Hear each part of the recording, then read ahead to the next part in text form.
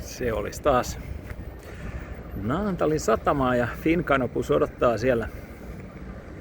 Elikkä nyt oltais työn merkeissä IVK:lla Ruotsiin. Firman tuorein bussi, reilu 40 000 mittarissa ja tämmönen vähän puolituristi vai miksi näitä voisi sanoa, mutta täytyy kehua, että on hiljainen ja jämäkän oloinen ajaa.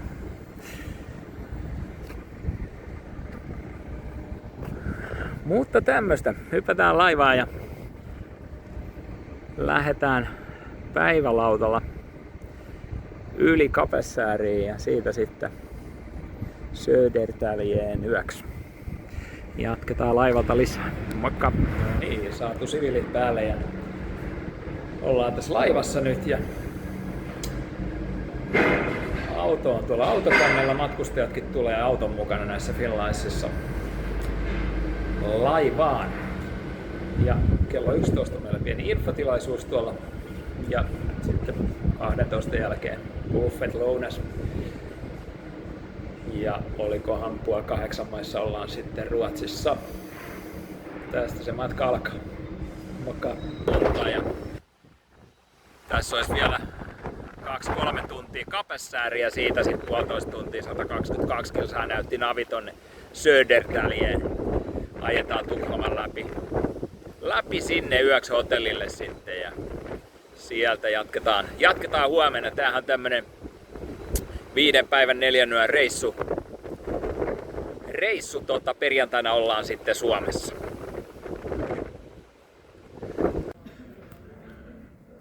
No niin, nyt on aamiainen takana.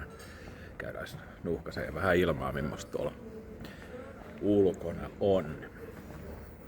Pärjääkö tämmöisellä lyhythihasella hienosti vai? Kyllä tää vähän siltä näyttää, että pärjää aivan mainiosti. Niin kuin lipuista näkyy, ihan tuuleton keli. Sininen taivas ja no varmaan joku 20 heti aamusta. Täällä jo paikkurikollegat vetää kovasti porukkaa töihin. Ei mitään, mulla on bussi tuolla vähän kaupunkinäkymä Södertäljestä. Eli joku 800 metriä tohon suuntaan.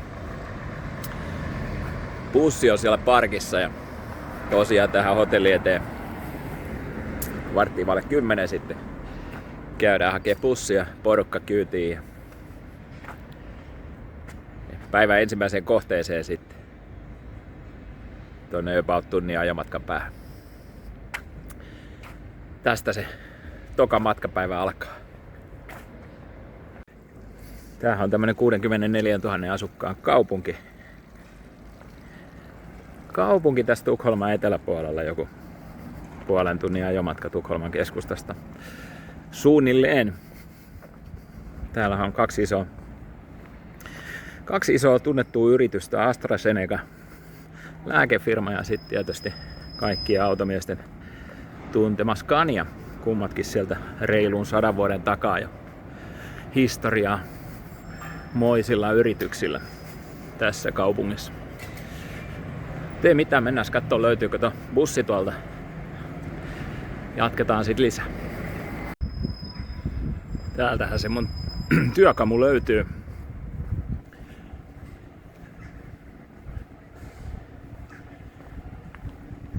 Kurkataan vähän missä kunnossa yön jäljiltä on. Tänne on näköjään tullut tämmönen ilmapallokin pyörinyt tuonne renkaan eteen. Pysyy hyvin pussi paikallaan.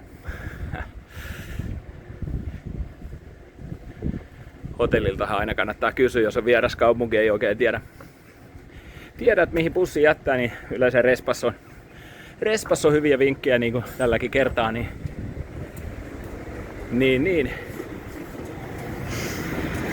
Et missä on lähimmät bussiparkit, niin sieltä toki aina kannattaa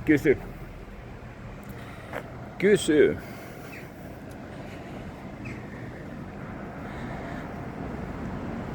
Ei mitään.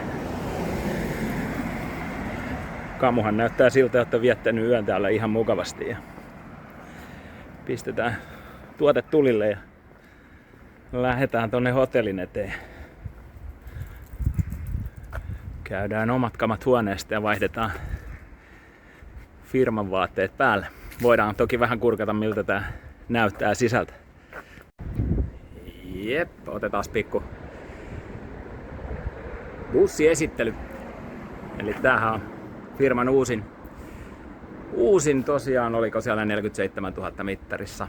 Iveco Evadys lukee tuolla ylhäällä. Ja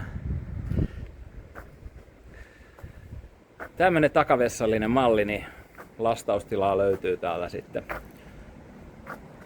koko akselin välin verran, kuten kuvasta näkyy.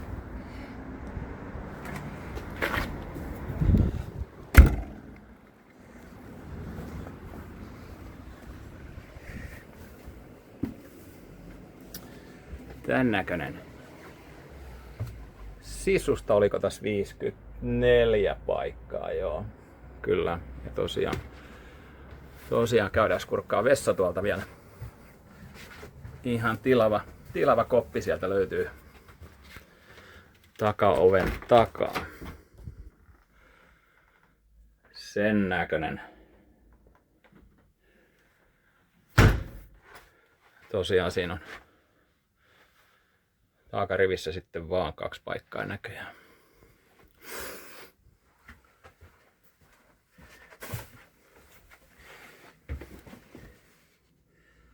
Ja sieltä löytyy yläpaneelista latauspistokkeetkin.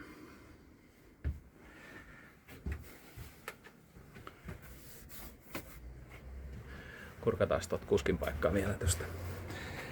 Tän näköinen. En tiedä erottuuko toi aurinko paistaa aika vahvasti tuolta. Tän näköinen mittarista koejetaulu.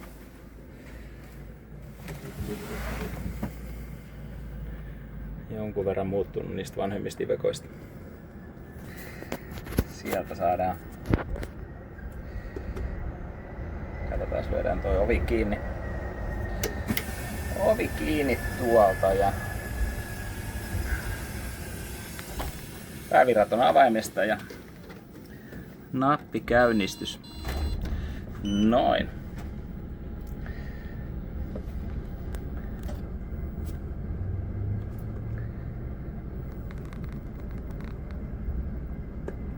Katsotaan saadaanko tänne. Tossa on toi ajonäkymä.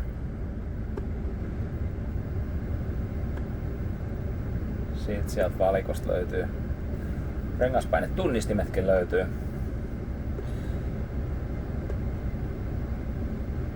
Sieltä näkyy sitten paineilmatiedot. Sitten siellä on öljynpaineet ja lataukset, AD+, mitä kaikkea siinä näkyy, öljymäärä.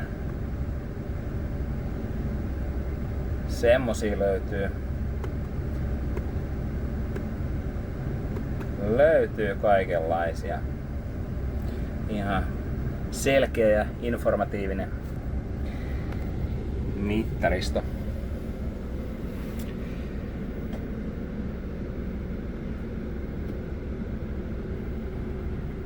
Semmonen siellä Ivecosta tuttu vanha ilmastointisäätöpaneeli siinä ja vanhemmissakin Ivecoissa samanlainen ja sit löytyy kuljettajalle ihan mukavasti lokeroa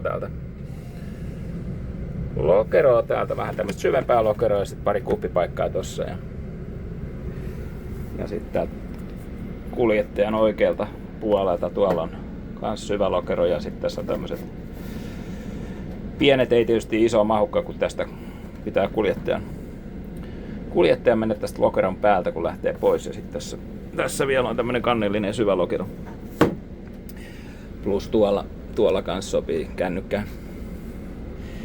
kännykkään siitä. Ja tän näköiset näkymät. Tosiaan Erikko mainintona tossa vielä, niin tosi hyvä laaja ja pitkälle näyttävä paakkikamera. näkymä, niin kelpaa peruutella turvallisesti. Nythän saavuttiin tänne reissun ensimmäiseen kohteeseen. Mauritsbergin linnaan.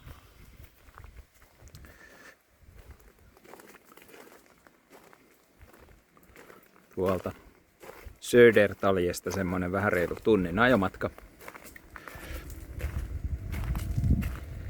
Liisa Lipsasen omistama linna, kartano. Täällä meillä on ohjattu kierros tuolla päärakennuksessa ja tuossa vasemmalla sivulla sitten ruokailu. Täältä löytyy golfia ja sitten on tommosia vuokrattavia huoneistoja, rakennuksia tuolla ja tosiaan ravintola tuosta vasemmasta sivurakennuksesta.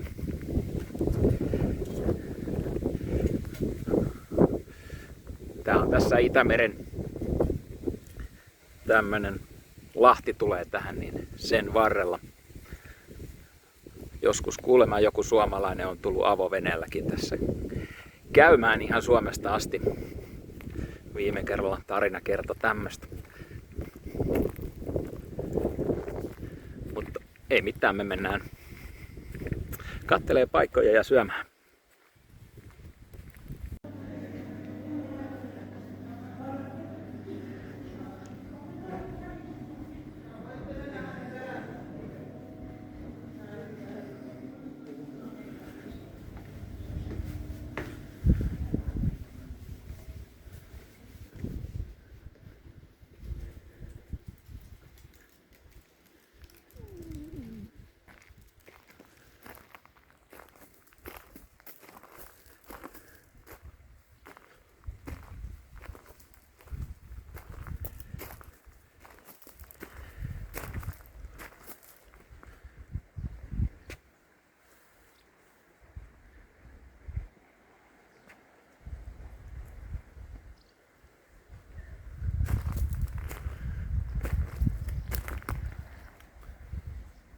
Tältähän täällä Liisan kartanolla näyttää. Liisallahan on ikää reilu 80 vuotta, mutta niin se vaan kävi tuossa tervehtimässä suomalaisia vieraita itse. Itse tuli paikalle ja ruupatteli mukavia.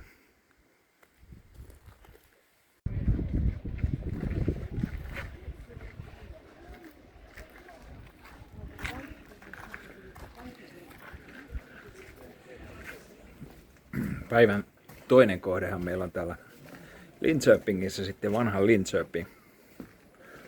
Tämmönen museoalue. Ja ollaan siitä jännä historia, että nämä rakennukset on 50-60-luvulla siirretty tänne ja rakennettu ja kasattu uudelleen.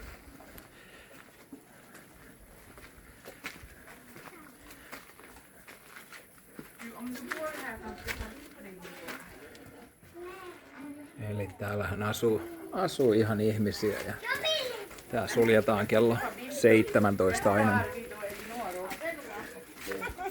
Ihmiset pääsee sitten turisteista rauhaan. Linköpinghän tunnetaan muuten Saab-yhtiöstä. Autovalmistus on loppunut niin kuin kaikki tiedetään, mutta edelleen puolustusteollisuus, asejärjestelmät. Asejärjestelmät, sukellusveneet, kaikenlaiset valvontajärjestelmät ja lentokoneet on Saabin käsialaa sitten nykypäivänä.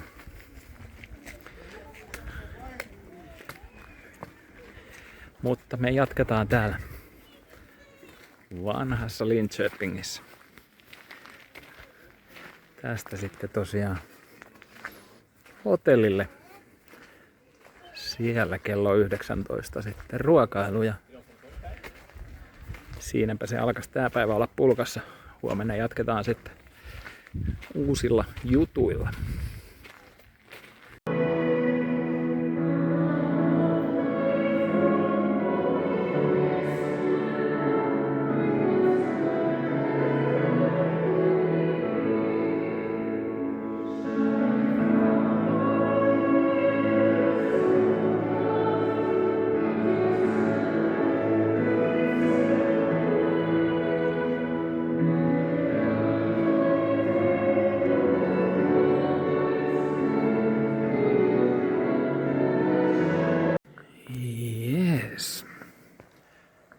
Linköpingin tuomiokirkko. Saatuttiin tommosen iltatilaisuuden, tossa vähän sitä kuvasinkin aikaan tänne sopivasti, niin käytiin siinä nyt sitten oikein ehtoollisella ja paikallinen kirkon työntekijä tuli oikein kädestä pitäen kiittää meitä, että tämmöisiä reissuja Ruotsissa ei ollenkaan huono. Huomenta. 3. matkapäivä, keskiviikko.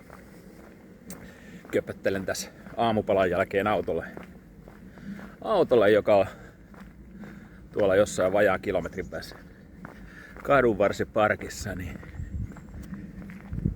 niin hakemaan se tuohon 9. Päästään lähteä tuohon Bergin suluille sitten.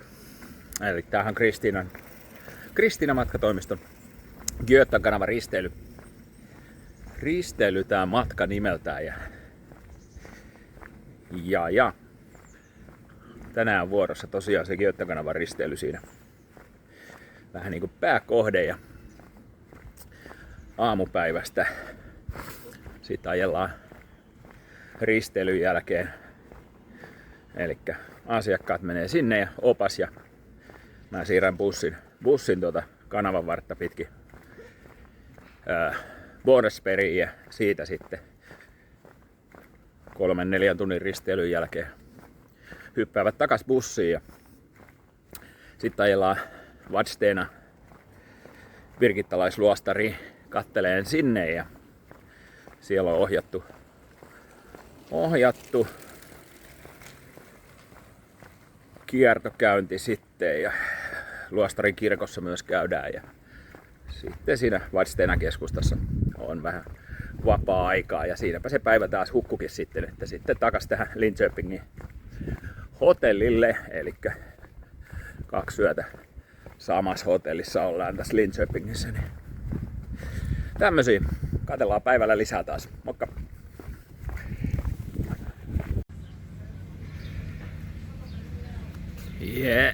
Pitihän sitä edellisillä videoilla hehkutettua pehmistäkin saada. Täältä löytyy tämmönen upea jätskibaari. Niin kuin näkyy, valikoimassa löytyy muitakin kuin pehmiksiä. Tässä laivan lähtö odotellessa pikku pehmikset tekee terää. Täältähän löytyy tämmönen hyvä kartta jossa näkyy tää Götan kanava hienosti, eli tuolla on Tukholma, Itämeri, Pohjanmeri ja siinä se sitten menee näitä järviä hyödyntäen läpi Ruotsin. Ja nythän me ollaan täällä Roksenjärven länsipäässä tässä Bergin suluilla ja toi Vaasaleijoni menee tänne Boresperiin ja siitä sitten asiakkaat tosiaan hyppää bussiin ja siitä jatketaan maita pitkin Vadstenaa sitten ja siellä on tämän päivän toinen kohde, josta sitten taas ajellaan illaksi takaisin Linköpingin hotellille. Että semmonen on tämän päivän juttu. Ja tossa näkyy noita korkeuksia sitten, eli täältä Itämerestä lähdetään nollasta, niin noustaan sitten tänne Vätternille asti ja sieltä sitten lähdetään laskeutuu Väänerille. Että semmosia korkeuksia. Tämmöstä tänään. Sieltähän se laiva tulee. Pari sulkua on jo siinä selätetty ja tuolla näkyy Roksenjärvi tuolla taustalla. Ja tässä tosiaan ollaan näillä Bergin suluilla vielä. Jäin katsomaan tätä laivan etenemistä. Elikkä tässä on mahdollista, vaikka kattelin tuosta Göttökanava infosta, niin ottaa vaikka tää laivamatka tonne Boresbergiin ja sit tulla bussilla tai pystyy vuokramaan polkupyöriä myös. Ajelee sitten vaikka polkupyörällä takaisinpäin. Tuolta Boresbergistä tänne Bergiin.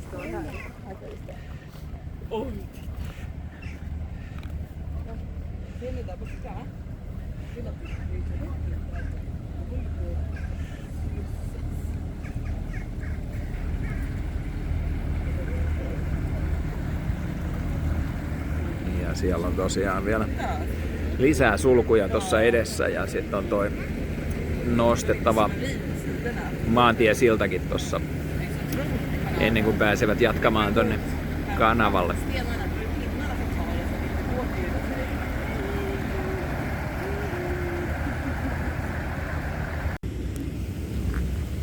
Täältä löytyy tämmösiä komeita vanhoja Fiattejakin. Näyttäisi olevan oikein myynnissä.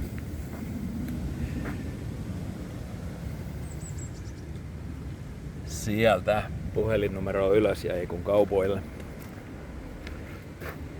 Komeessa kunnossa näyttäisi olevan. Ja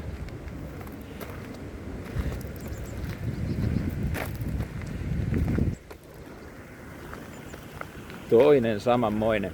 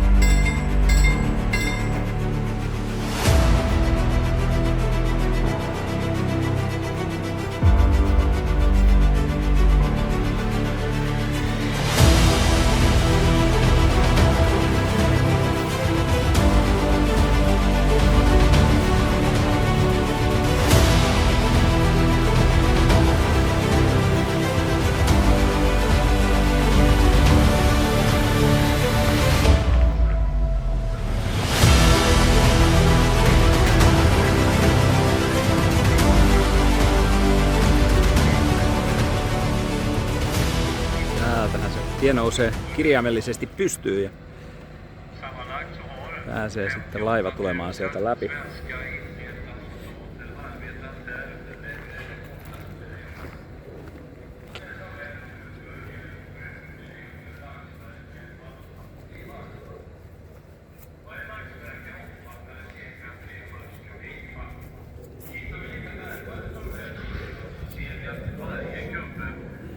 Sieltä.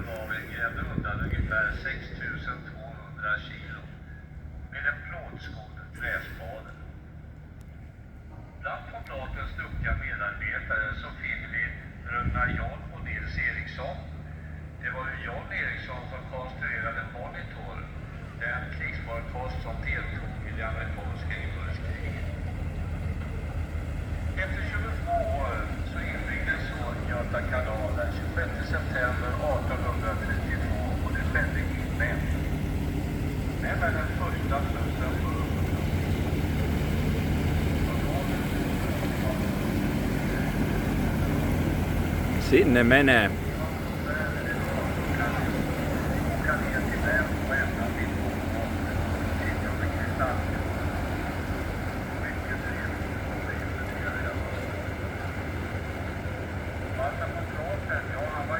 Jees, hypätään bussiin ja lähdetään tonne toiseen päähän odottelemaan laivaa saapuvaksi.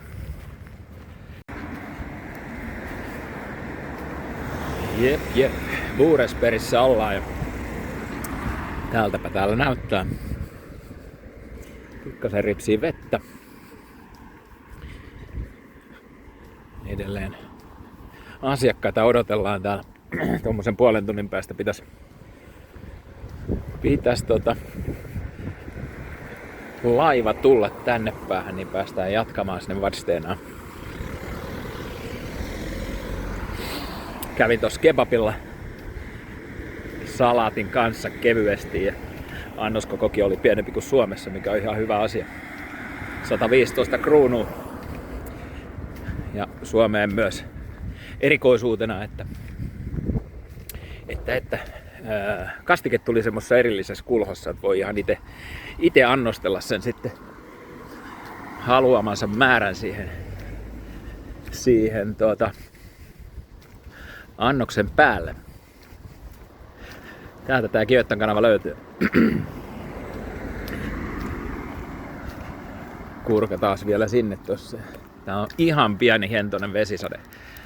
Pitää varmaan kipitellä tonne bussille sateen suojaa ja se laiva tulee mun mielestä tonne laituriin. Eli tästä avataan tää silta ylös ja tuolta se pitäisi tulla.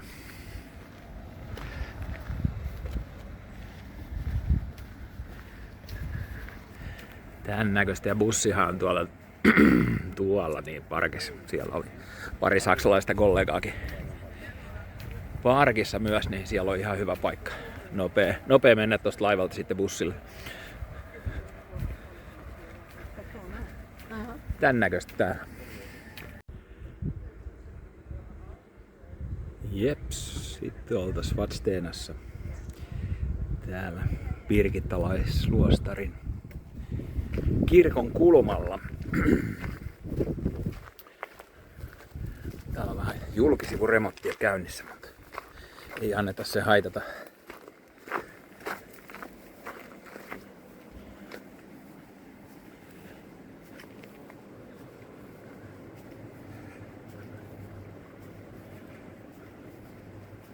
Mennään kattoo tuonne peremmälle, miltä näyttää.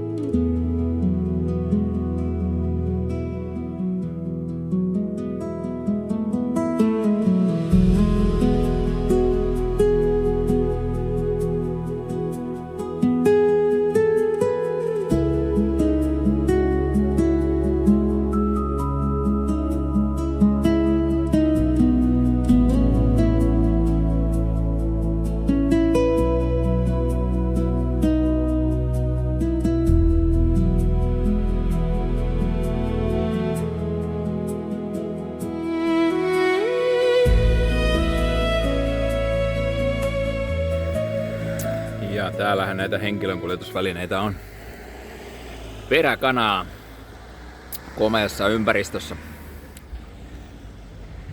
Eli ollaan tässä Vadstenan linnan edustalla parkissa ja lähdetään tästä hiipimään sitten kohti Linköpingiä hotellia ja sitten tosiaan se ruokailu oli siellä torilla ravintolassa illalla.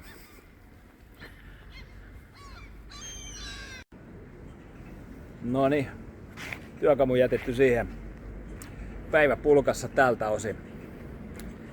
Nyt on pari korttelin päähän smakkiin syömään ja ryhmän kanssa ja huomenna jatkuu sitten. Huomenna onkin aikaisempi aamu, lähdetään jo 7:45. On vähän useampia kohteita siinä, niin aloitetaan hyvissä ajoin. Mut Iveco täytyy kehua, että mukava tuote kuljettajalle pidemmällekin matkalle, vaikka ulkonäkö voi muuta kertoakin, mutta täytyy sanoa, että hyvä laite. Ainakin näin uutena, en tiedä sitten miljoona ajettuna miltä tuntuu, mutta nyt pisteet Ivecolle. Hyvä. Huomenta. Kello tulee 7 täällä Linköpingissä. Aamiainen nautittu ja viimeinen matkapäivä täällä Ruotsissa alkaa. Mennään Krispholmin linnaan ja Mariafrediin ja siellä on sitten ruokailu myös sen linnan reissun jälkeen ja sen jälkeen siihen pieni 20 minuutin siirtymä Taksingeniin ja siellä kakkukahvit. Sekin on semmonen pieni linnakartano tyylinen rakennus. Ja siitä sitten Tukholmassa semmonen puisto käydään kattoo ja siellä saattaa näkyä jopa kuninkaallisia. Ja asustelee meinaa siinä puiston reunalla. Ja siitä sitten Kapellskäriin ja yölaivaan, että siinä olisi päivän ohjelma tänään. Ja nyt tosiaan köpötellään hakemaan taas auto. Oikein nätti päivä tulossa, ei pilveä niin kuin kuvasta näkyy. Eikä taaskaan tuulekaan yhtään. Että no pikkasen lippu liehuu tuolla, mutta hyvin vähän. Mutta ei mitään, jatketaan päivällä lisää taas. Moikka! Jep. Nyt mennään Krispholmin linnaan ja täällä Mariafredissä. Tämähän on 1500-luvulla tehty linna. Erittäin hyvin säilynyt Euroopankin mittapuussa. Niin 1700-luvulla tehty teatteri tuolla yhdessä torneista ja valtion muotokuvakokoelmakin löytyy sieltä. Paljon katsottavaa.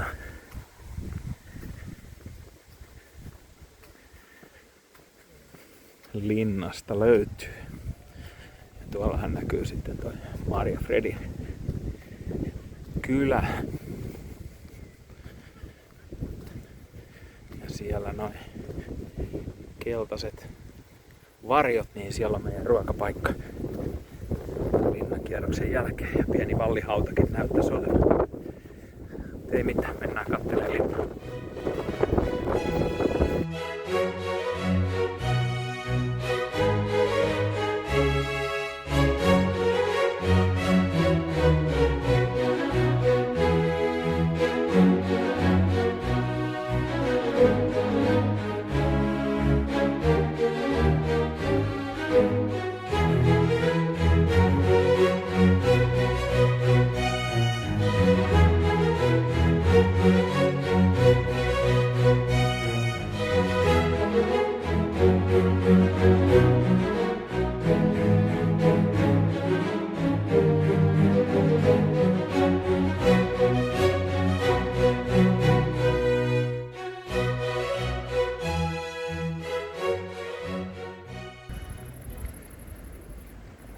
Mariafred tarjoaa parasta säät suosia. Käytiin tosiaan tuolla syömässä tosi hyvää ruokaa. Käytiin kirkkoakin kurkkaamassa siellä ja sitten tuolta edelliseltä reissulta, kun oltiin Boksun kanssa täällä, niin jos videot oot kattonut, niin meillä oli semmonen melkein jo lemmikki sorsa siinä rannassa. Niin käytiin sitäkin kurkkaa, mutta ei kaveria näkynyt. Mut nyt lähdetään jatkaa tonne Taksingenin linnaan. Siellä olisi sitten kakkukahvit tarjolla.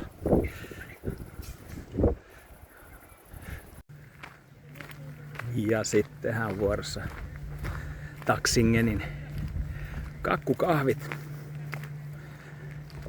Eli ollaan täällä Målaren järven rannalla ja täällä on maataloutta ja sitten löytyy erilaisia pieniä putikkia tuolla vanhassa tiilirakennuksessa ja samoin tuolta tuon päärakennuksen kahta puolta noista sivurakennuksista myös. Ja sitten oliko siellä reilu 60 kakun kakkuvalikoima sekä suolaista että makeaa saatavilla. Että tää on aika suosittu paikka, niin kuin parkkipaikalta näkyy, että siellä on varmaan 100 autoa ainakin.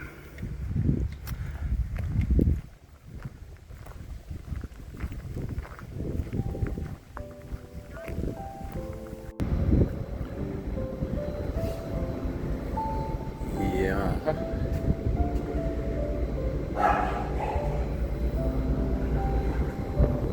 Alkas olla matka siinä. Tunnin päästä Naatalissa. Ja Hampala pöytään tossa ja ajo Helsinkiin ja sitten vielä viikkokierros tossa iltapäivällä Haminan kautta ja sitten kotiin. Siinä olisi tämän päivän kuvio. Toki se Hamina nyt ei enää tähän Ruotsin reissuun liity. Oma keikkasi. Ei mitään. Ihan mukava reissu kaikin puolin.